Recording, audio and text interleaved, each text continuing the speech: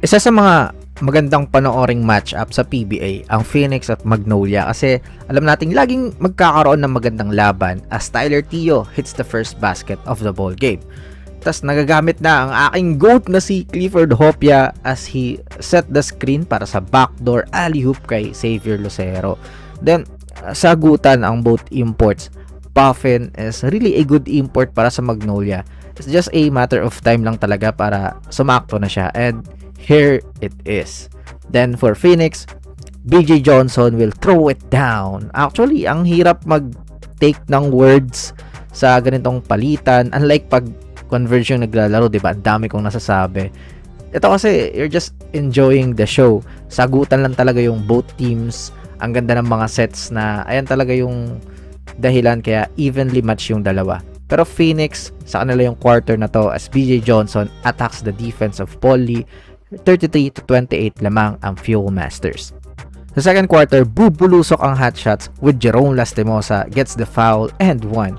Mukhang nagkaroon ng matinding usap si Coach LA at Jerome kasi lately, 'di ba, akala natin na fell off na siya or na-fall out na siya sa rotation, naging off the bench na siya. Pero maybe yun yung way ni LA na he needs to grow, he needs to wake up kasi silang dalawa ni Lucero yung pillar ng team na to. And here, bibigay ng Phoenix si Escandor kay Buffin. Easy money para sa Magnolia yan. Grabe yung shooting ng hotshots sa Baroka, turning back the clock. Hindi lang import yung kumakana, may katulong talaga. Ibang klase yung control ni Buffin sa kanyang mga shot attempts. Tipong masasabi natin, bad shot attempt yun pero may kita natin na tira niya talaga eh. In the zone nga siya sa quarter na to, 60-49 para sa Magnolia at the half. Sa third quarter, gaganti ang Phoenix. Kaya nga, maganda talaga yung matchup nila eh. Lagi silang merong adjustment. Here, set plays for BJ Johnson to have his outside shooting gets going. Tas grabe naman tong fast break dunk niya. Kita mo yung giggle para isalampak. They're also running the horns flare action as Gian Mamuyak goes for the layup.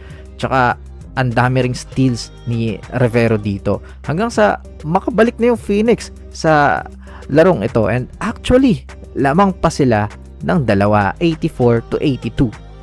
Sa fourth quarter, the real deal. Eto na naman tayo. I love Charles Chu pero mistake talagang andyan si Escandor. Ginamit pa si Rivas. Parang binigyan nyo yung Magnolia ng point of attack as Jerome Lastimosa takes advantage of that and one. And with that, Jerome will take over. Siya naman yung in the zone. Another and one basket para sa kanya. Tas, eto na. Gagawin lang ng Magnolia is switch the defender Lastimosa versus Escandor.